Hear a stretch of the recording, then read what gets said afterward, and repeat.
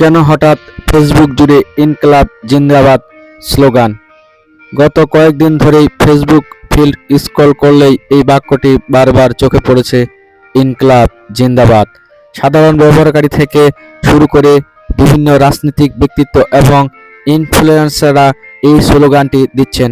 কিন্তু হঠাৎ কেন এই পুরনো স্লোগান আবার ফিরে এলো?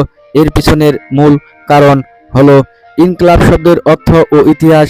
ইনকলাব একটি ফরাসি শব্দ যার অর্থ হলো বিপ্লব, আর জিন্দাবাদ মানে অমর হোক। ব্রিটিশ বিরোধী আন্দোলনে এই স্লোগানটি প্রথম জনপ্রিয় করেছিলেন অমর শহীদ ভগৎ সিং। বর্তমানে বাংলাদেশ ছাত্র জনতার অভ্যুত্থান এবং পরবর্তী রাজনৈতিক পরিবর্তনের প্রেক্ষাপটে মানুষ বিপ্লব পরিবর্তন বোঝাতে এই শব্দটি বেছে নিয়েছে। বর্তমান রাজনৈতিক প্রেক্ষাপট 5ই আগস্টের পর পরিবর্তনের পর দেশের শাসন ব্যবস্থা ও প্রশাসনিক কাঠামোতে যে আমূল পরিবর্তন দাবি উঠেছে তাকে অনেকে ইনকলাব বা বিপ্লব হিসাবে অবহিত করেছেন।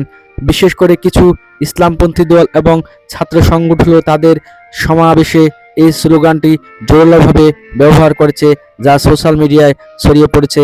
আধিপত্যের বিরুদ্ধে প্রতিবাদ। অনেকের মতে প্রতিবেশী দেশের সাংস্কৃতিক ও রাজনৈতিক প্রভাবমুক্ত হয়ে একটি স্বাধীন দেশ সার্বভৌমত্ব পরিচয়ে লড়াই হিসাবে ইনকলাব জিন্দাবাদ স্লোগানটি দেওয়া হচ্ছে। দেশপ্রেম এবং অধিকার আদায়ের প্রতীক হিসাবে এটি এখন তারুণ্যের মুখে মুখে। Social media trend. ফেসবুকে কোনো একটি বিষয় যখন আলোচিত হয় তখন সেটি দ্রুত ট্রেন্ডে পরিণত হয়। ইনকলাব জিন্দাবাদ স্লোগানটি নিয়ে পক্ষ বিপক্ষ প্রচুর পোস্ট এবং বিতর্ক হয়। অ্যালগরিদমের কারণে এটি আরও বেশি মানুষের কাছে পৌঁছে যাচ্ছে। স্লোগান যাই হোক, সাধারণ মানুষের মূল চাওয়া হলো একটি শোষণমুক্ত, চাঁদামুক্ত এবং বৈষম্যহীন নতুন বাংলাদেশ।